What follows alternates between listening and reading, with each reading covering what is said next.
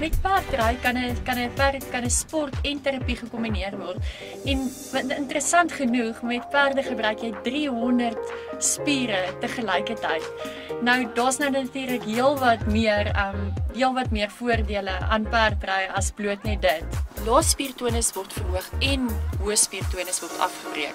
En dit is basies maar net die vlak van die spanning in die spiere om die regte posisie te handhaaf teen gravitasiekrag. Nou, persone met lae spiertonus is geneig om maklik moeg te word en slordige sitposisie te handhaaf by 'n tafel, en hulle gebruik dikwels hulle nie dominante hand om hulle self en hulle koppe dan te ondersteun.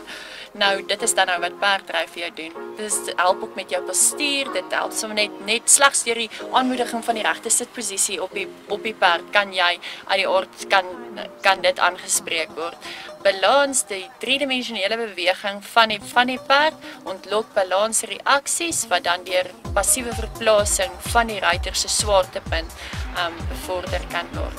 Koördinasie, dis maar net deur die draai en die stop van die perd is daar. Deur dit te gebruik te maak van die teels word ook koördinasie bevorder.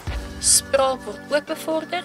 Dis een van die 3 vestibulêre kanale is 'n auditiewe reseptor en 'n spraakontwikkeling een van die eerste aspekte wat positief beïnvloed word.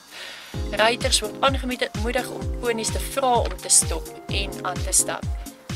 Die tasstelsel word ook gestimuleer deur die fisiese kontak met die perd en ook die versorging daarvan.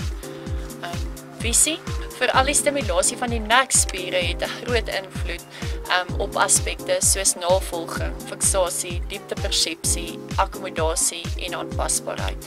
Hierdie is almal vaardighede wat ons nodig het vir lees, afskryf van die swartbord en vir sport. Ek sien jou waar jy is met